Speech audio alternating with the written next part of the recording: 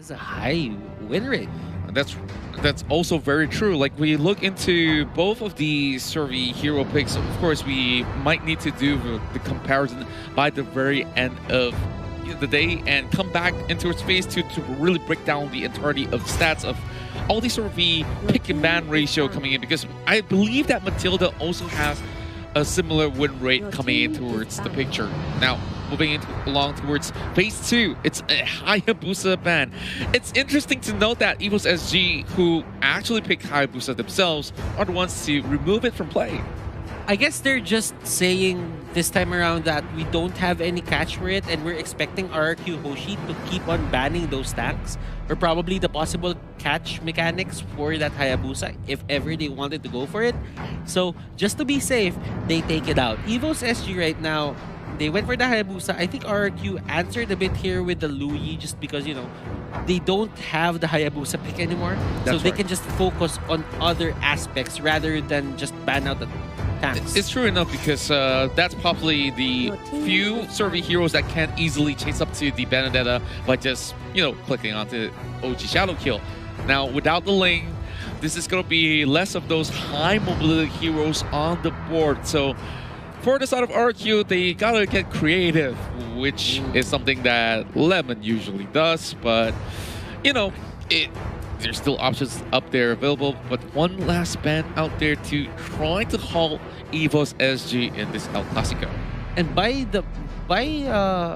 what I meant about tank is actually an off tank. So it's not really the tank, just because JPL has his hands on the Jawhead already. So I think they might be planning to go for Farsa right now.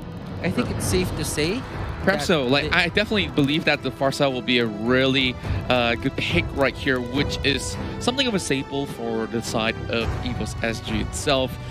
And for RRQ Hoshi, that will be really hard for them to just focus on towards any one of these guys, because with the better airstrike zoning some of all these members away. Remember, they also have been picking things like the Kagura in the previous matchups. And look at, is this R7? I think this is R7, right? He's yawning. Oh my okay. God. Maybe it's like, RRQ. Come on, get this draft done and ready. Yeah. I want to play RRQ. It seems to me that they're pretty chill about this. They're not really gonna exert, you know, a lot of energy, just being jolly and happy. They just want to get this over with.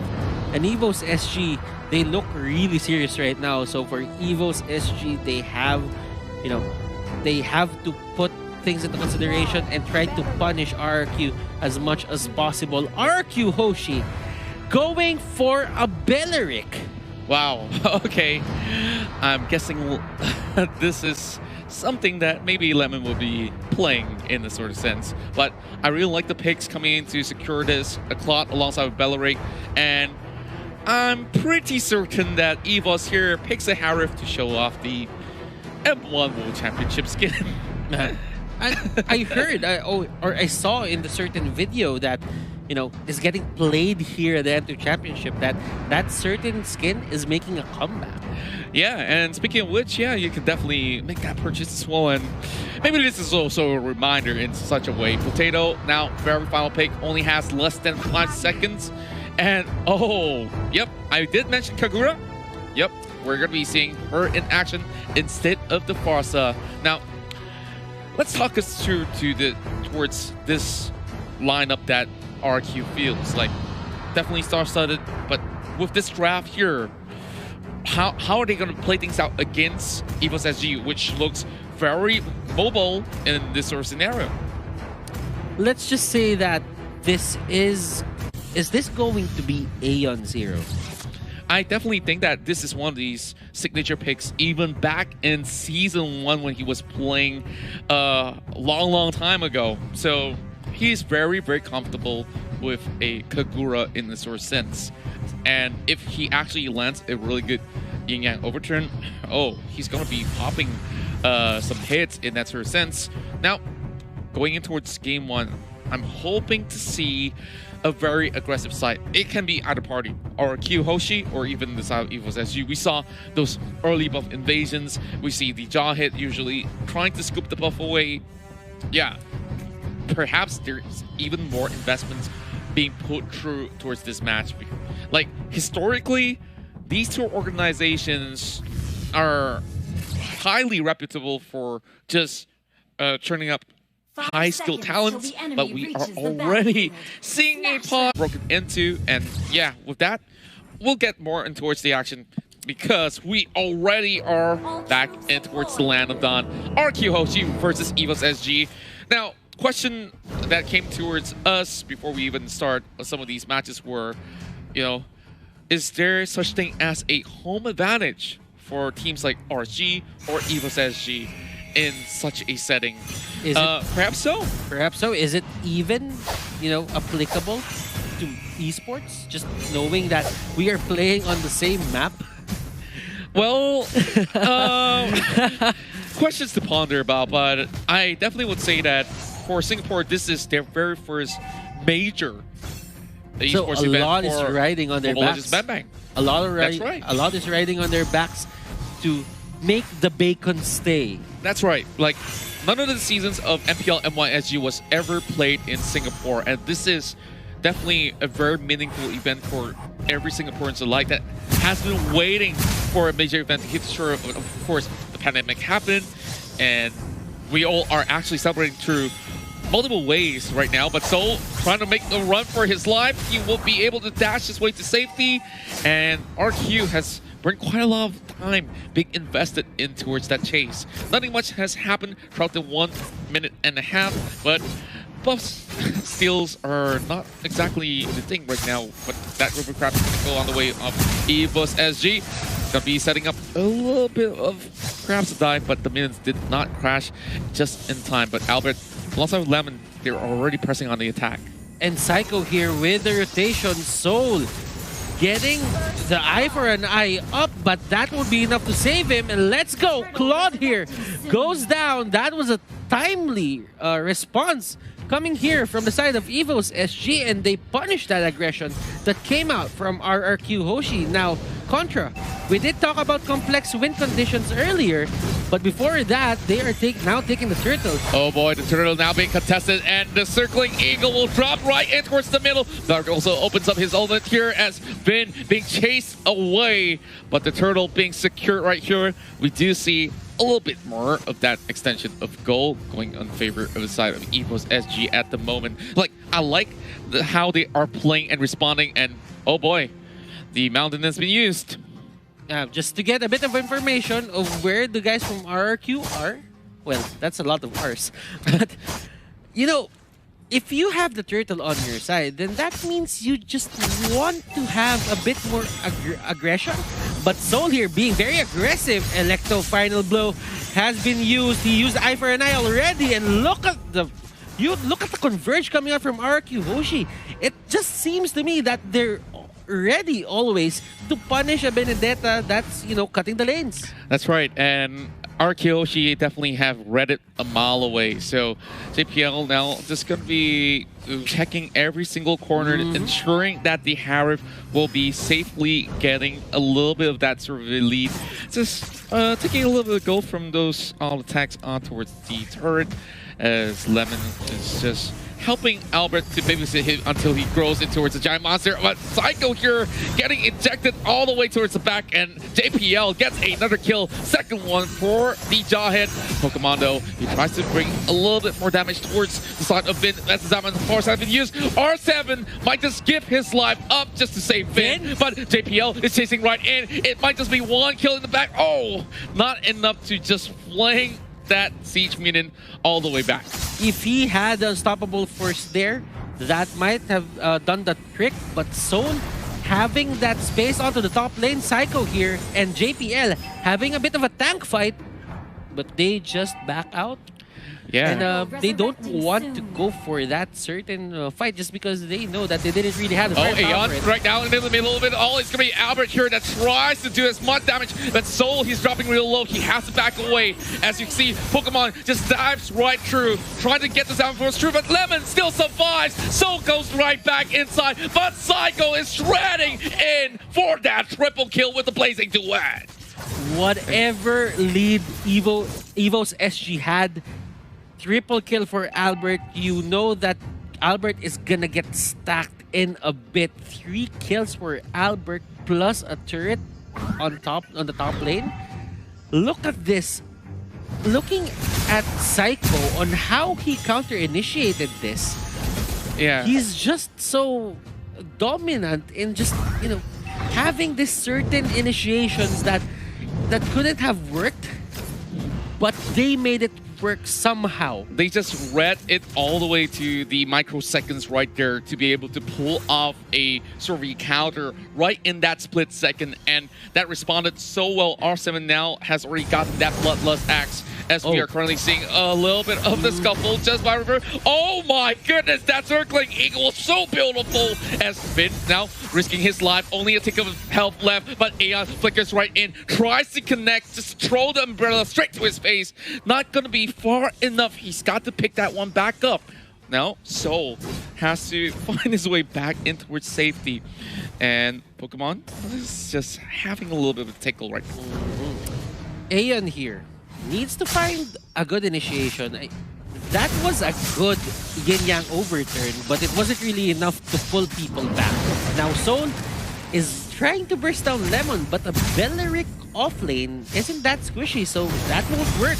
FPL though, he's getting doped upon, and rescue has arrived. Zapin Force being popped up by Pokemon. He's still chasing in to get R7 all the way back, but Finn gives his life up again. This is looking really good for Pokemon, but top lane switch Albert? up. Albert now going in for the Blazing Duet, and he tries to juke it all the way back in, but Pokemon says, no, you can't go any further than that. EVOS SG. They came in a mission and they are delivering as of the moment. Aeon here trying to use the umbrella. Psycho might go down, but Soul doesn't have enough firepower to take him down to lethal threshold for the execute. That's right, and of course you've already expended that Imperial Justice already, and Finn now flying right in. He knows, okay, that's a jaw hit. You really don't want to mess with him. You don't really want to mess with him indeed. Now, I think Aeon here could have gone for, like, let's say, a Kaja. That could have been great for them, as it is straightforward. But if it's your comfort hero, it's your comfort hero. That's right, and now Turtle going over the side of EVOS SG once again. Well, what did I tell you? They are so hungry for this win against RRQ, Hoshi, and Psycho now being clipped off as well. So going for the dive as well. Tries to go in for the Lacto, but needing one more take of health to be taken off of him as he survives. But Vin goes in for a response as well. Oh my goodness, another punish towards Vin. Every single time he tries to engage, he could not execute any further than that. RRQ understands that's an overextension. They take a turret down, and EVOS Singapore, this is a sight we haven't seen in a long time. EVOS, they look like they prepared their whole lives for this certain match. Now Claude tried to chase down Soul, but Soul has the Electro Final Blow, and he will survive that onslaught coming out here from Claude. Now, they need a scaling. Lemon here getting initiated upon, and look at that. Ultimate catches 3 people, and here comes RRQ. They want to get back. Kagura goes down. The knockup is there for JPL, but Belleric goes down, and Potato here doesn't want any more of that. He goes back, and they are happy with that win. Vin? But no, the flicker in, and Vin almost getting caught out. Yeah, he went so close to the turret. He could have been, I don't know, like he could have been ejected right there, but he understood that was definitely the limit. They tried to jack the buff as well, but Vin has definitely known that, yeah, it's been long gone before they could do anything about that. EVOS SG, they look like they're one step ahead, and this is quite a rare scene to see. a team like this actually are hit 3K. Psycho having to find a way to escape out of that with the flicker, and now tries to get the buff for themselves as well. JPL now also getting all the damage. Bin coming from the back as well. Pokemon will be able to do the damage, and oh my goodness, Lapu Lapu just gets one more kill, and Aeon will be the next one to fall as you finally see the Matilda pulling every card that they have. But it's a 2-to-1 trade, and it's not looking well for RRQ, Hoshi. EVOS as she keeps on getting the better trade whenever the team fights happen. Now Potato has the chance to get this turtle, not the turtle, but the Lord rather, and they have the retribution. Now, Claw doesn't have it up, and this is the perfect time for them actually to take this. Boy. But will I get stolen? Yes, it will! What on earth? RRQ Hoshi has got that one in the bag on the right time, and finally getting it back on track. Potato didn't use the retribution for that. It was so costly. EVOS, they could have just waited a little bit more. Like, you don't really have to force the Lord right there. Yeah, you could have waited until 12 minutes in to have the Luminous Lord, but probably they thought that it was the right time since Lapu Lapu and Psycho, the Sylvana, is down. That's right, and now R7 has the Blade of Despair as well. JPL just trying to scout things out for the moment. But the good news is that, you know, level 1 Lord, who are you kidding? You're not going to be getting all too much out of that. But it does strike a dent, but JPL now in a really tough position as you see Albert coming in with the Blazing Duet. Damage being done towards Pokemon as he tries to use that Zaman Force with a big fat shield to get himself back in safety. Soul trying to go in for the hunt as well, but he might just get punished for his actions here. He's way too far off, tries to dash over the walls to be able to juke out the rest of RRQ. Back in towards safety they go. They only lose out on JPL. But that wasn't the best trade for EVOS SG. They're slowly losing their hold over the lead. While everything of that was happening, Aeon here almost getting caught out by that ultimate coming out from Belleric. And right now he goes... Matilda goes in a bit too deep and he gets punished for that. And here comes the chase. Soul, will he have the Electro final blow? Will he pull the trigger on it? He may not just do so. No, There's too many members of the side of RRQ. They are totaling it up on the purple buff. So if they were to really move right in, JPL will be punished. Now, Lemon definitely has seen that one. RRQ is still going to be having their eyes set over on the top side where the Yi Shinshin is pushing right in. Do note for the fact that they managed to channel 9 kills over onto his Potato. They have not yet to shut down this really well-fed Yi Shinshin. Aeon is really doing a great job just controlling the people here, but Albert, Soul doesn't have damage to even take her down. Oh, Psycho now investing everything that they have. He's bought enough time, but look at Soul. He's still trying to survive, but that last tick of health will be replenished. Well, I can't say replenished. Taken out by the side of Vin. So, 14-12, you can see that EVOS SG still ahead by 2K, even though they lose out on the Lord. So all they have to do is just to find a way to get the rest of the members up, because Potato already level 15 and Albert's pretty much the same as well. They just have to be worried about their positionings in some of these sort of fights. But JPL honestly has been doing quite the wonder alongside with Soul, causing quite a huge disruption. Pokemon and the others, they're just trying to scale as much as possible. In terms of late game, both of these teams have their potential with the Harith and the Claude, plus the Yi Shinshin here for the side of EVOS SG. Soul, I think, is going for the same route as Flap did with his Benedetta earlier. I mean, he has the Festival of Blood on, but it's not really working for him as much. He hasn't gotten a kill ever since minute 1. So you know that he might be opting to go for an off-tank setup.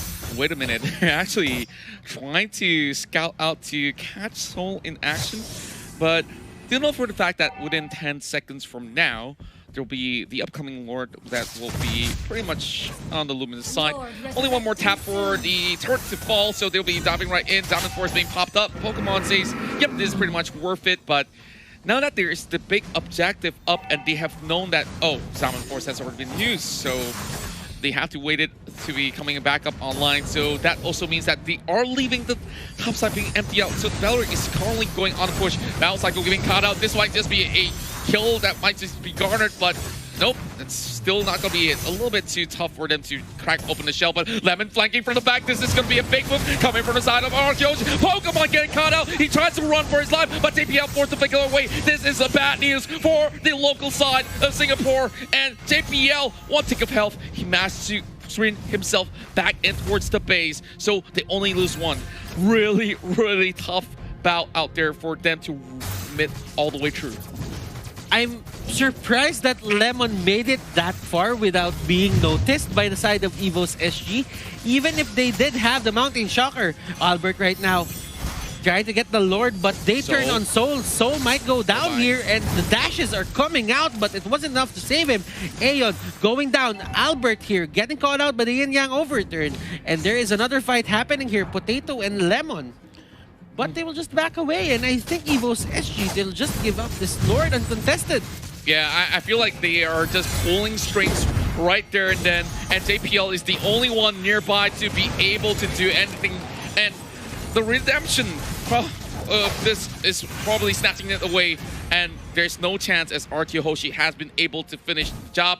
14-14 in terms of kills, but I believe that with the Luminous Lord once again on the side of RRQ Hoshi, they could possibly get a lot more advantages out of the push, which now Lord is going to be going on towards the top side of the map, which means the rest of the members will be focusing either on towards the mid or even the bottom lane with a 1-3-1 formation being set up. Okay, seeing the items earlier, like Soul had a Blade Armor and a Brute Force Breastplate as with the Blood Blast Axe.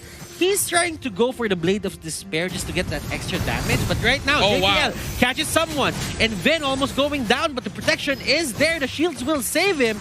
Lemon here will be the next target, but can they take him down? A lot of skills have been used already, but only 1/4 of his HP is gone.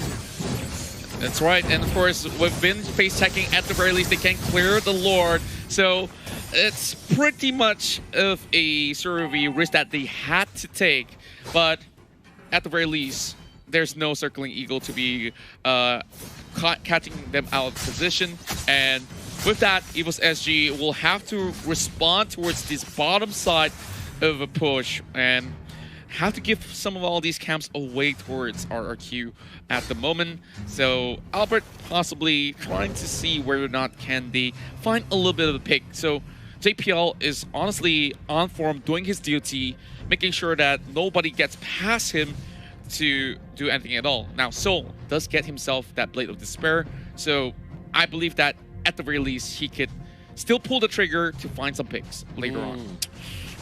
Now, it's a clean-up crew kind of style for the side here of Soul, but here comes the fight. They catch out JPL. JPL going for the flicker.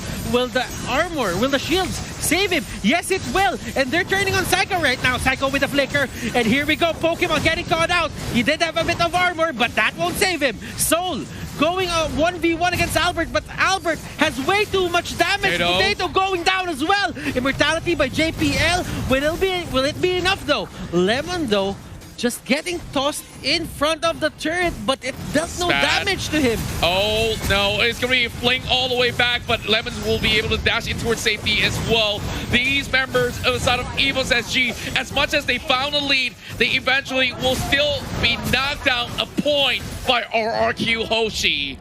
Quite a comeback from the Indonesian side, as the King of Kings has been able to draw first blood. You know what? We say this a lot, but I can't say it, well, we can say it again. When these kinds of tournaments, these high-level tournaments come in, just one mistake coming out from your team could cost you the game. Yeah, and in this instance, we did see it started from that Lord attempt. Like, everything was honestly going so well for EVOS SG, and you could see from the goal graph itself, they were actually having quite a significant lead until they dropped the ball right there and RQ went in chasing, and they understood what JPL's role is in this entirety of the